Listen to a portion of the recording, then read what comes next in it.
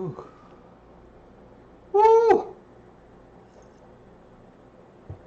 Ah. Boy. Yeah. Happy Friday. You know, Wednesday was National Dog Day. I didn't know that.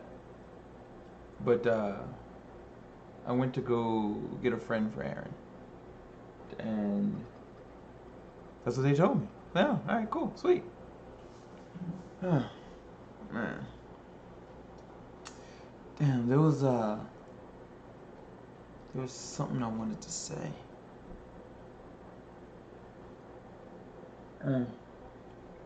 It's slipping my mind right now. How everybody doing? It's your boy Absird. Abby. I'm feeling relaxed. Like,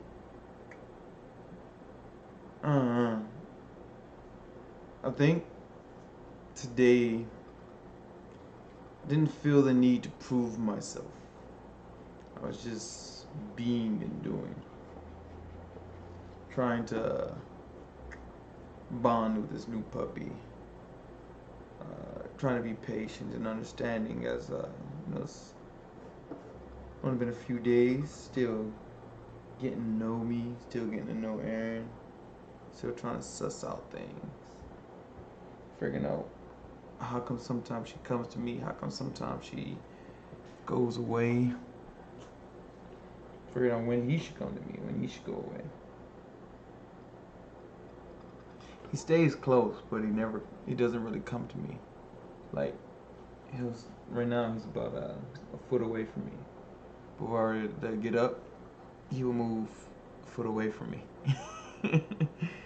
And if I were to sit back down, he would come a foot away from me.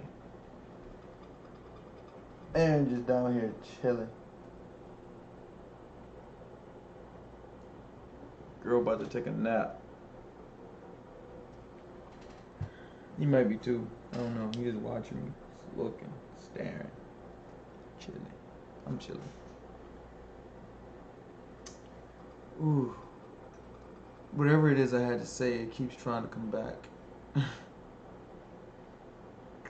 Give me a second. I will see if I can remember.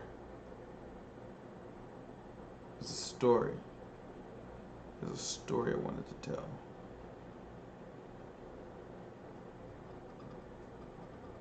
Ah, well, it comes back.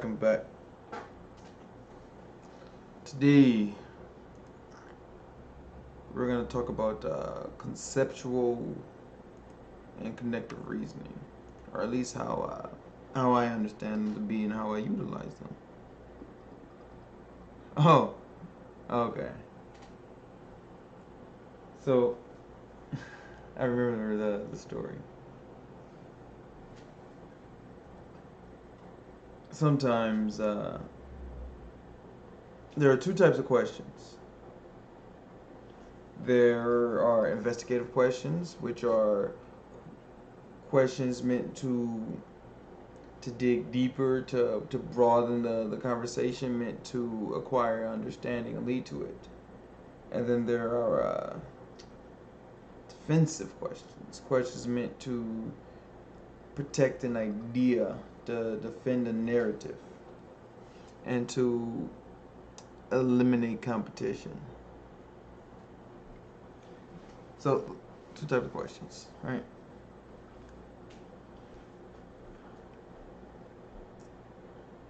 What do you want? That type of question, that question.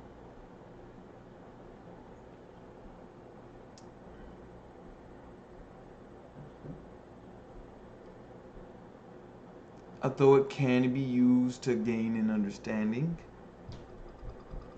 it's typically not used in an investigative way.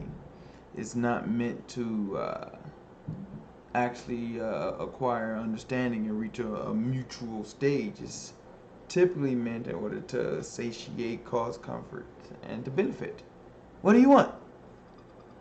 I'll give you what you want in exchange for whatever, you know? What do you want? It's a business question.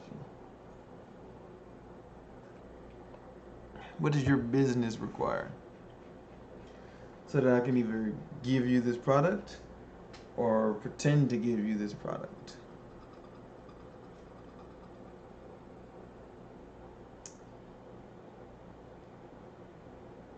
I don't really know the last time I really seriously asked someone that question. Because normally I don't have to. I don't have to ask people what they want. They're narcissistic enough to just tell me. I'm narcissistic enough to tell people too. Tell them that I want honesty.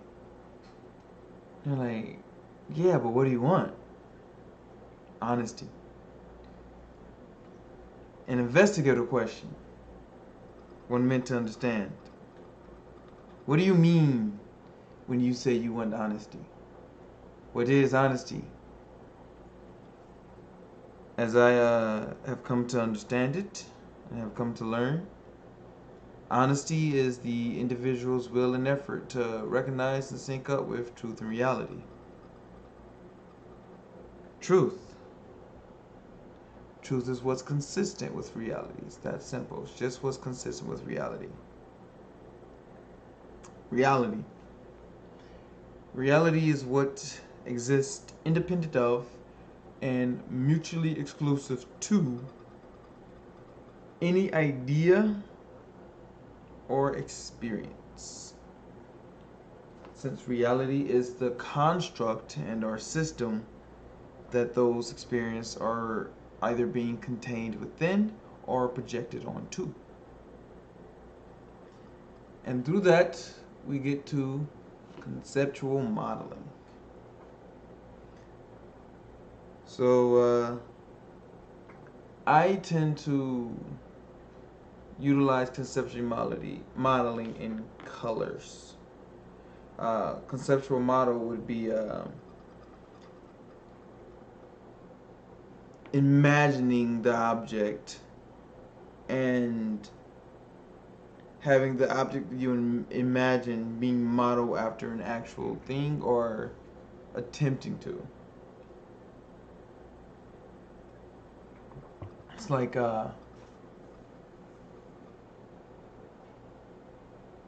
when you look at a model car tends to not be a functional car. It tends to be an imitation of a car.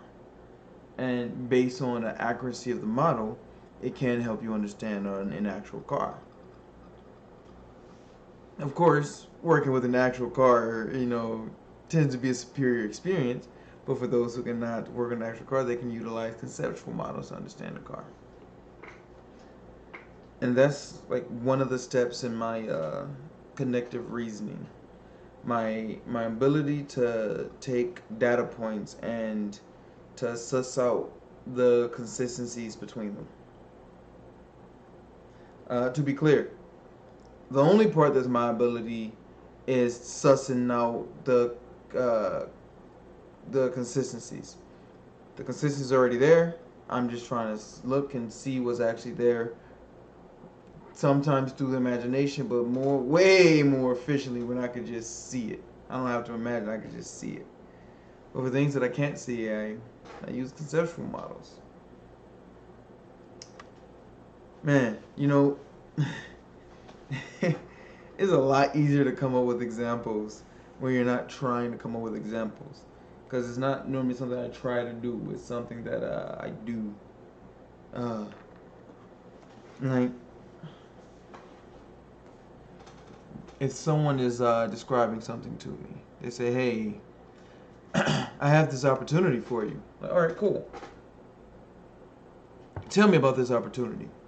As they tell me about this opportunity, in order to understand what it's doing, I start to form a conceptual model of their description. They're like, well, with this opportunity, you'll be repeating information to people. Like, repeating? Yeah. I'm like, all right. And if you repeat the information and use a special jargon, then you could belong to our group. And if you excel at it, you can be an elite member of our group. And these are the promises that we offer for the elite members. It's like, all right, cool. And like, tell me more. And then like, well, so as you branch out and can grow a group of your own members, then that will elevate your status and ranks within our organization. So as they begin to describe that, I model it out. I see the leader of the organization, and then according to the information that they give, the recruitment's beneath them, you know, so like the CEO, and then like the board of directors, you know. And then they say, as I understand the business, I know it has to have workers. So, all right, boom, CEO, board of directors, workers. Like, cool. So that's simply an organizational structure. That's a model that's functional. So all right, cool. How is revenue generated? Like, oh, that's the best part. All the revenue is generated by you not doing any work. Like what? Like, well, once you go and give this information to people, uh, there's a small fee. In fact, I'll give you this part of the information for free, but the tools and resources that you're gonna have to utilize, you have to purchase those from me. So all right. So I'm the source of revenue. And how do I make revenue? You just do this, what I'm doing to you, you just do that to other people. It's genius. Just do what I'm doing to you. And then I see the model and the structure. And as I examine it, some structures, you know, are fairly consistent, like management. Hey, I need you to manage like I'm managing you. Do these things. Of course, then the income is directly from the company itself and isn't relying on commission base. But when it's commission based, then you have to perfect your sales pitches and all that. But those models look differently. Like a model which is a salary. I see that money is being sorted through a system. So there are outside factors filtering through and just filtering through with money and leaving with less money. So it's like you have this organization or this organism, and then outside organisms are coming into it, and then with money, and then as they exchange this money for goods and services, they leave with less money. And through that accumulation of money, portions of it are redistributed to the individual actors within that model. And then when I hear something like prepaid legal, then I see that the money is mainly coming from the members within the organization. So in order for this organization to be sustainable, it has to continually grow and expand and absorb more members, since it doesn't tend to have that flow of traffic that will generate revenue.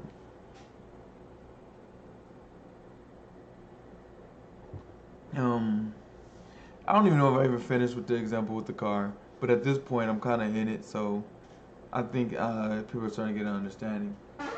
So what the connective reasoning does is,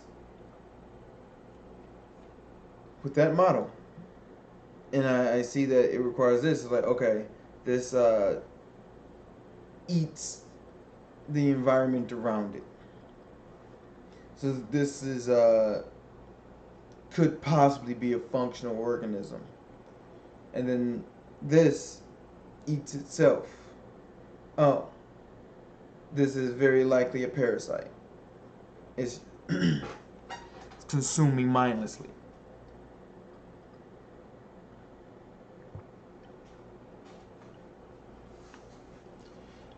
And it's not just for like shit like that. It's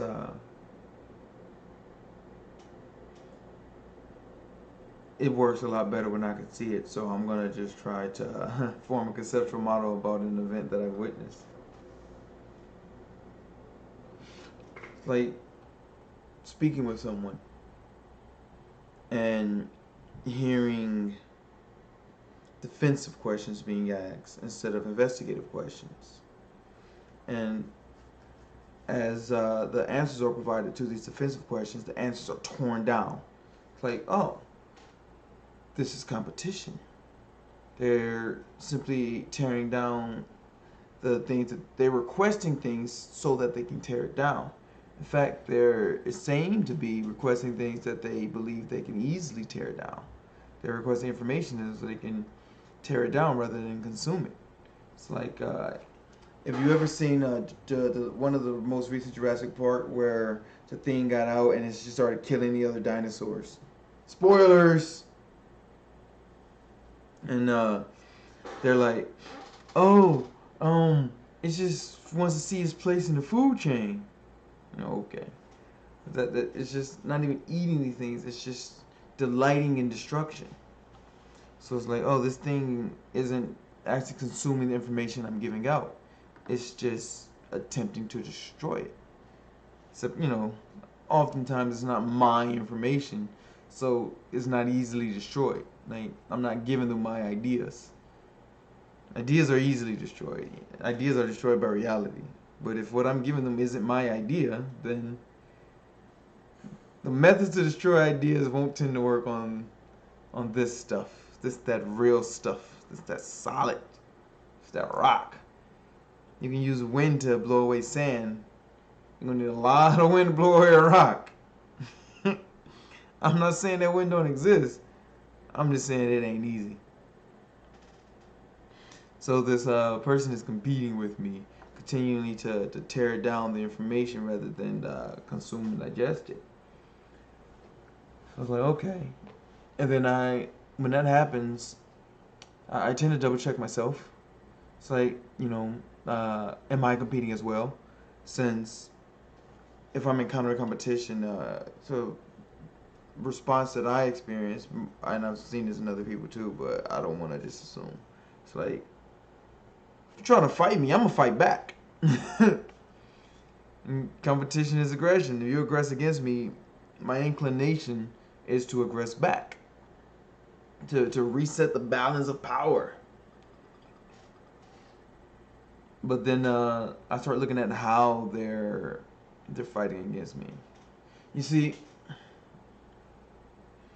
if someone's fighting against me with their fist and they're of equal size to me, I'll likely have to use my fist as well in order to prevent damage being done to my structural building blocks. If someone is fighting me with their fist and they're a 4-year-old child, then I'm not gonna have to use my fist. I can simply restrain this child. If someone is fighting me with words and they understand the strength and intention of the words that they use, well, then I have to utilize my words or remove myself from the situation. And in many of these instances, running isn't an option. If running is an option, then depending on the context, I prefer the one that causes the least amount of damage. Whatever method causes the least amount of damage. If I can't suss out what causes the least amount of damage, well, that changes based on the setting.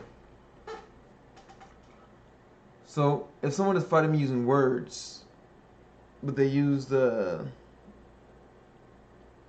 logic and insight of a 4-year-old child, I'm not going to attempt to damage them with my words in the same way I wouldn't attempt to damage a child. As I start to understand, that's where the pity comes in.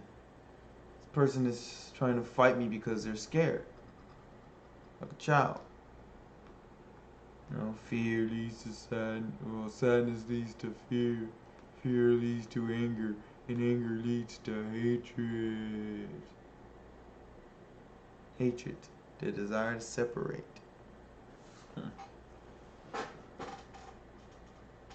So when when children attack me, my go-to method is to simply leave. Since, you know, I've never had a child dominate me and succeed in subduing me. Alright, get the fuck out of here, kid. Beat it. I'm gonna leave. Hey, your kid bad as fuck. Deuces. Many of the people that choose to attack me do so in a manner that children do. They use these techniques which are lacking in strength and in potency. They use methods that hurt them because they're too narcissistic to understand the differences in our strength. It's like the owner of a glass house is going to the owner of a brick house throwing rocks. And the owner of the brick house has to be reasonable. Like, I can't retaliate in the same way. Like, your rocks are barely scratching the surface. They're not even strong rocks. They're destroying themselves on the foundation of my house, so that my house is coming out unscratched. It has scuff marks on it, but the scuff marks are from your rocks. Your rocks aren't leaving red. The house is gaining white as it accumulates more and more material from your attack. Then it's like, you know, I don't want this material on my house. I don't want someone throwing rocks. And I can't throw my rocks at your house because your house is made of glass. Well, let me rephrase that. I actively choose not to throw my rocks at your house. That is a conscious decision. You know what? Bruh, my B, I really gotta grab some more water. Yo, give me a second. Let me navigate these cachorros. Oof.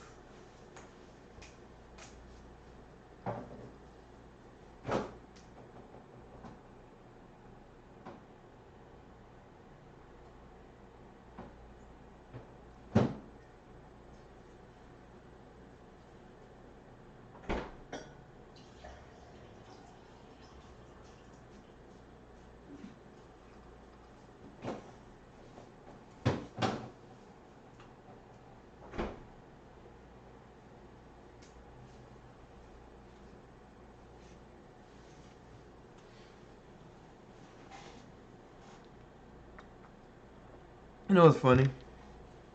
So they didn't get up, but they moved just enough to see what I was doing when I went to the kitchen to grab the water.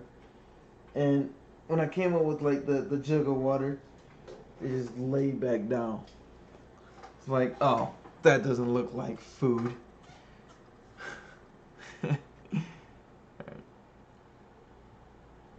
So I actively choose not. Woo! Oh, wow. Wow. Man, that was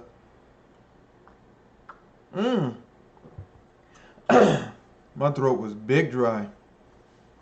So yeah, I actively choose to not throw my rocks because I can understand your house is made of glass. And to really connect those dots for anyone struggling to not understand it.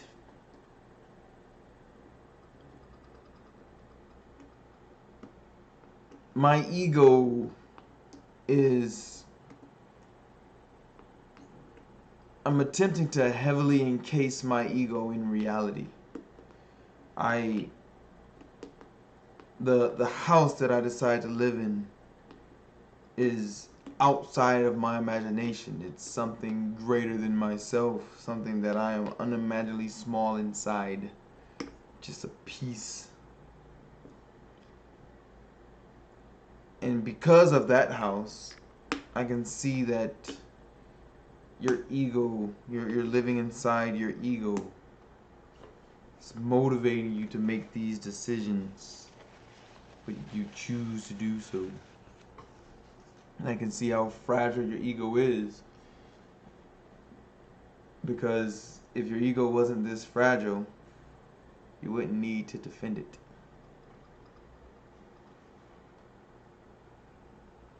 One of the reasons I gained a lot of peace from not having to prove myself is because I'm starting to understand the truth doesn't have to be proven.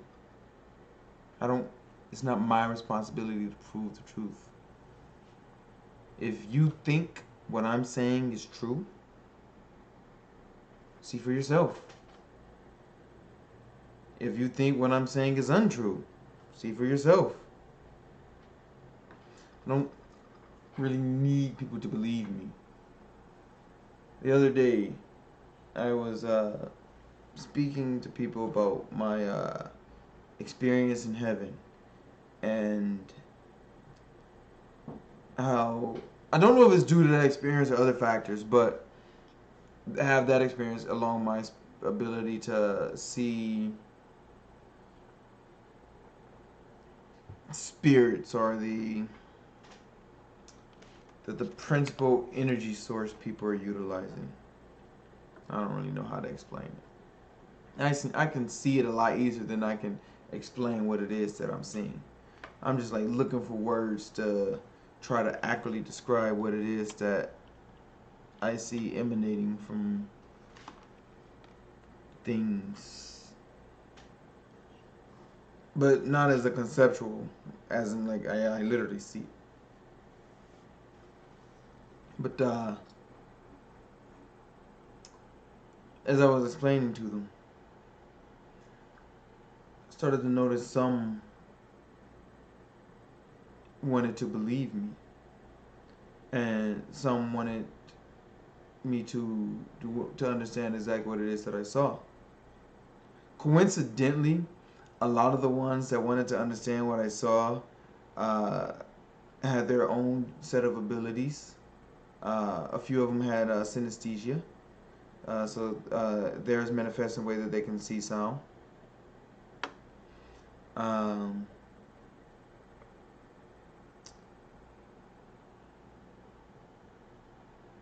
I don't know how to describe this other one's ability, but they had abilities of their own, and so they were more willing to seemingly more willing to understand my experience as I was theirs.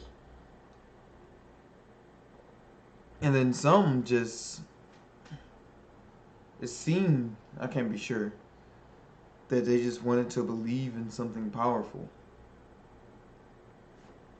It's like, I don't want you to believe me like this. It's weird. Like, I want to say this isn't magic that I'm describing, but by definition, it would be magic.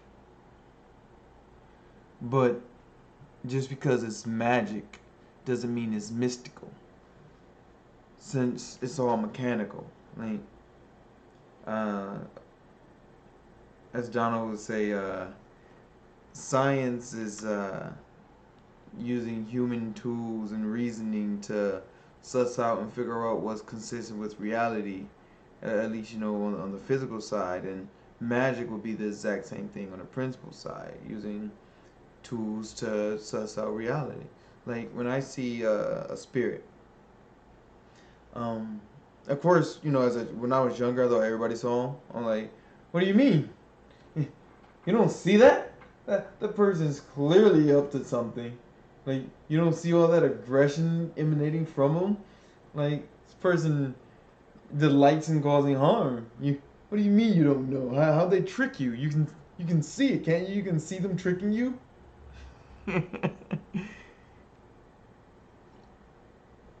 Oh, man.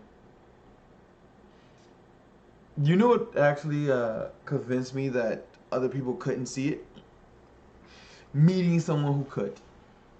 Like, meeting people who have their own unique gifts. And they're like, oh, I can see this. I'm like, holy shit, this person sees something differently than me. Like, holy shit, everyone probably sees something differently than me. They really just can't see this thing. Or these things. It's like, man, they were telling the truth. And I didn't believe them because I didn't want to think I was different. I wanted to fit in.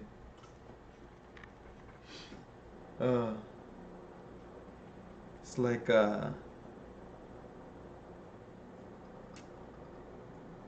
being born with wings underground. And even underground, there's still space between the floor and the ceiling. So you can navigate that. You can float above. And you wonder, hey, how come everyone's not floating above? And they're like, well, you're not even floating above. You're just crawling on the ceiling. You're just crawling on the walls. Like, no, I'm not crawling on the walls. I'm floating. No, because I can see the wall. And I'm like, well, this is as high as I can float. This is the room. And then just thinking everyone is just choosing not to float. And then going outside, going above ground, and seeing birds soar through the air. And you're like, wait. So one, I was actually different than the people underground, these underground creatures. And two, there are creatures that can do what I'm doing way better than me. Holy shit, how high can I go? My space to grow was extremely restricted. Like, what can I do? How high can I go? So, man, you know, I can really tell. Like, I'm starting to really understand the difference of how my voice sounds when it's fucking dehydrated. Because every time like I drink that water, it's like a burst of energy coming through or some shit. Like, man, I must be really hot right now. Right after this ends, I'm turning on the fucking AC. Man, you poor puppies. Holy shit, is it really that hot? Am I just really comfortable in heat? Because clearly my voice ain't. Man. Alright, yo, I'm about to wrap this up. Help these girls out. Because this fan ain't doing shit. And the good fan's in the bedroom. What if I should just buy another fan? Like, that kind of makes sense. To just buy another fan. Sit it right there. Huh. I mean, good idea. Hope you guys like that. I'm gonna put it right there. Good spot for it. Anyway, hey yo, for anybody who decided to join in and watch, I didn't get any participation today. I didn't have anyone on the phone call. Thank you. That's dope. I appreciate that. Yo, this being honest thing. Like, I'm still fumbling my way through. With this lady gave me some. She's like, "Habla con ganas." I'm like, at this point, I've been honest long enough where, even though I fumbled through it, I'm still pretty confident in it. Like, the fact that it surprises people at this stage is surprising to me. It's like, why is it surprising? Why aren't you used to this? But it's been fucking amazing.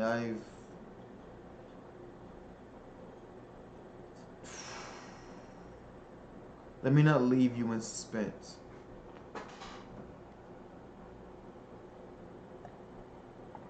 Being honest and trying my best to see what's actual within reality has allowed me to expand my abilities. It's allowed me to make music.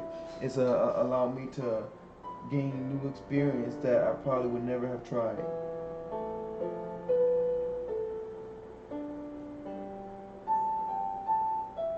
Like, I'll be fair, I don't know how to play the keys. I don't know what each of these sounds make, but it's like when I hear this, and because I understand how the piano works, I know this one should be like, because of the spacing. I didn't know I knew that until like right now. Like that right there, that was me being honest about how I understand music. And I can now use that to grow my understanding of the piano.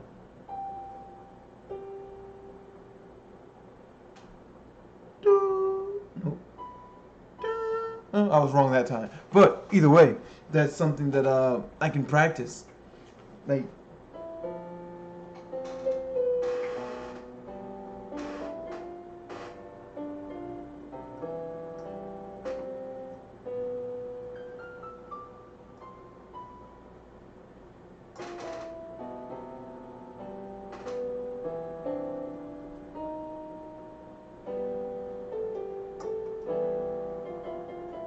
alright. Like, wow, holy shit! I can use that to fucking learn what. Wow, man. That's what I mean when I say, like, being honest helps me understand my abilities and grow them. Because as I understand them, I see the previous limits. And I have a mark that I can utilize to surpass and compete against and feel accomplished, even without other people being there to witness. Like, even if this film wasn't happening, if I would have realized that I can just... Oh, fuck, Jared! Bro, Jared, that's what you were talking about. When I said I wanted to learn, he's like, well, and you... I don't remember the exact words you used, bro, but what just happened was me attempting to do what you had mentioned. Once again, I don't remember what it was. It's just the ideas are there and I'm following it, but I don't really know how to suss that out right now because I'm in too of an excited state.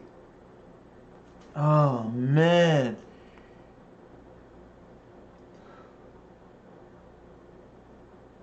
Eventually I'm gonna learn it so I can do that at will. You know,